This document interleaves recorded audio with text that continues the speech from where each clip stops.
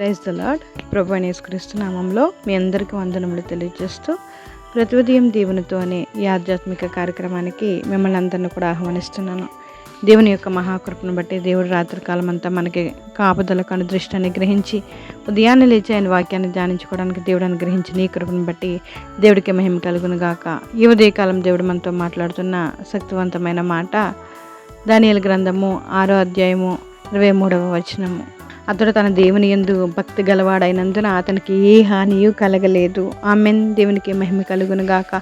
సాక్షాత్ ఇక్కడ రాజుగారు దానియేలు గారి యొక్క భక్తి గురించి సాక్ష్యం చెప్తున్నారు. దానియేలు సింహపు గుహలో వేయబడగా సకాలంలో తన దూతను పంపి దానియేలును కాపాడిన దేవుడు మన దేవుడు. కాపాడే దేవుడు. ఏ సమయానికి నువ్వు ఏ అవసరతలో ఉన్నా నీవు దేవుణ్ణి వేడుకొనగా దేవుడు నీకు కాపుదలను తప్పకుండా అనుగ్రహిస్తారు. ఏ నిమిషానికి ఏమి జరుగుతుందో ఎవరు ఊహించలేరు. రేపటి దినాన్ని ఏమి సంభవించబోతుందో ఎవరికి తెలియదు.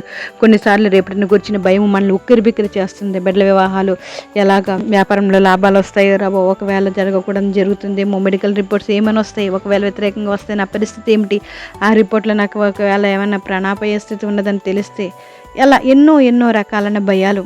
వివాహం కానీ కుమార్తెల సంగతి ఏమిటి అని తల్లిదండ్రులకు బాధ.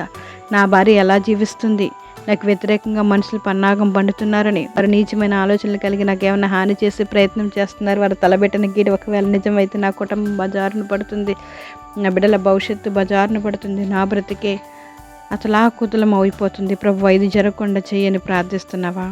దుర్మార్గంగా ప్రవర్తిస్తున్న సౌలు బహుభయంకరంగా సంఘాలను హింసిస్తూ ఆఖరికి దమస్కు పట్టణము సమీపంగా వచ్చేసేవాడు. ఇప్పుడు సౌలు దమస్కు పట్టణంలో అడుగుపెట్టి క్రీస్తు సంఘాన్ని నాశనం చేయబోతున్నాడు. అలా తాను దమస్కు పట్టణంలో అడుగు పెడుతున్నప్పుడు అకస్మాత్తుగా మార్గ మధ్యలో యేసుక్రీస్తు ప్రత్యక్షమయ్యాడు. తన ప్రభువు హింసించబడుతున్న సంఘానికి, హింసించడానికి ప్రయత్నిస్తున్న సౌలుకు మధ్యలో ప్రత్యక్షమయ్యాడు. మన ప్రభువు తన ప్రజలకు సహాయం చేయడానికి సమయానికే ప్రత్యక్షమయ్యే దేవుడు. కావున నీ కుటుంబంలో, సేవలో, సంఘంలో, నీ బిడ్డల విషయంలో, ఉద్యోగంలో ఏదో కీడు జరగబోతుందని, లేదా మెడికల్ రిపోర్ట్ ప్రతికూలంగా వస్తాయని, కుటుంబ సభ్యుల ఆర్థిక సమస్యలు తీరవమని భయపడొద్దు. క్రీస్తునందు విశ్వాసం ఉంచు. ఆయన తప్పక నీకు సంభవించబోయే కష్టానికి, కీడికి మధ్యలో ప్రత్యక్షమై నిన్ను ఆదుకుంటారు. హల్లెలూయా. దేవుడికే మహిమ కలుగును గాక. సింహాల గృహలో వేయగానే సింహాల బారి నుండి దానియేలును సమయానికి కాపాడిన దేవుడు. ఆయన సమయానికి ప్రత్యక్షమయ్యి మనకు కావలసిన కాపుదలను అనుగ్రహించే దేవుడు. శిష్యుల పడవలో సముద్రంలో అపాయ స్థితిలో ఉండగా సకాలంలో నీళ్ళపైకి వచ్చి రక్షించిన దేవుడు మన దేవుడు. పరువు తరుముతున్నప్పుడు సమయానికి ఎర్ర సముద్రాన్ని 2 పాయలుగా చేసిన దేవుడు. సంసోను బలం కొరకు ప్రార్థించగా సకాలంలో జవాబు ఇచ్చిన దేవుడు మన దేవుడు. ఇస్సాకునకు భార్య కావలసి వచ్చినప్పుడు రిబ్కాను సకాలంలో నడిపించిన దేవుడు మన దేవుడు. మోషేను కాపాడుటకు పరో కుమార్తెను సకాలంలో ఏర్పరిచిన దేవుడు మన దేవుడు. ఎన్నో అద్భుతమైన కార్యాలు జరిగించారు. శద్రకు, మేషకు, అబేద్నెగో అగ్నిగుండంలో వేయబడిగా దేవుడు సమయానికే ప్రత్యక్షమైన దేవుడు మన దేవుడు. హల్లెలూయా. ఏ భయమో నువ్వు పెట్టుకోవద్దు. ఎందుకంటే ఏ సమయానికి నీకు ఏమి కావాలో అనుగ్రహించే దేవుడు మన దేవుడు. నువ్వు చేయవలసిందల్లా భక్తి. నిజమైన భక్తి నువ్వు చేస్తూ దేవునికి ఇష్టంగా జీవిస్తే నీకు ఏ హాని కలగదని ఉదయకాలం దేవుడు మాట్లాడుతున్నారు. అతడు తన దేవుని యందు భక్తి గలవాడైనందున అతనికి ఏ హాని జరగలేదని. భక్తి గలవారికి ఎటువంటి హాని జరగదు. దేవుని కాపుదల ఎప్పుడూ ఉంటుందని ఉదయకాలం దేవుడు మాట్లాడుతున్నారు.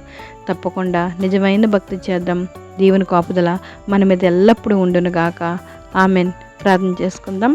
జీవం కలిగిన దేవా, నీకు వందనాలు, స్తోత్రాలు చెల్లించుకుంటున్నాం. మీ దయని బట్టి, మీ కృపను బట్టి, ఉదయకాలం నేను మీరు మాట్లాడిన మాటలను బట్టి మీకు స్తోత్రాలయ్యా. భక్తి చేస్తే ఏ హాని జరగనివ్వకుండా కాపాడే దేవుడు కదా ప్రభువా. మీరు మమ్మల్ని కాపాడుతున్నందుకు మీకు స్తోత్రాలు. ఈ ఉదయకాలం ప్రార్థనలు ఏకీభవిస్తున్న ప్రతి ఒక్కరిని జ్ఞాపకం చేసుకుని వారికి కావాల్సిన కాపుదల, కృప, ఆరోగ్యము, ఆయుష్ని దయచేయండి, నెమ్మదిని దయచేయండి. ప్రతి ఒక్కరి పట్ల అద్భుతమైన కార్యాలు మీరు జరిగించండి అయ్యా. బలహీనల్ని నైనా బలపరచండి, స్వస్థపరచండి. మీకు వందనాలు. చిన్న బిడ్డ మొదలుకుని వృద్ధుల వరకు మీ కృప అనుగ్రహించండి. స్కూల్కి వెళ్తున్న బిడ్డలకు కాపుదలు అనుగ్రహించండి.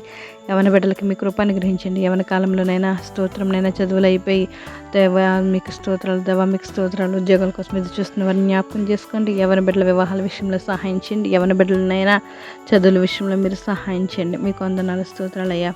గర్భఫలం కోసం ఎదురు చూస్తున్న బిడ్డలను జ్ఞాపకం చేసుకోండి. గర్భాన్ని ఇచ్చిన బిడ్డలకు నెల నిండేంత వరకు మీకు కాపుదల కృప అనుగ్రహించండి. చంటి బిడ్డలను జ్ఞాపకం చేసుకోండి. బాలింతలను జ్ఞాపకం చేసుకోండి అయ్యా.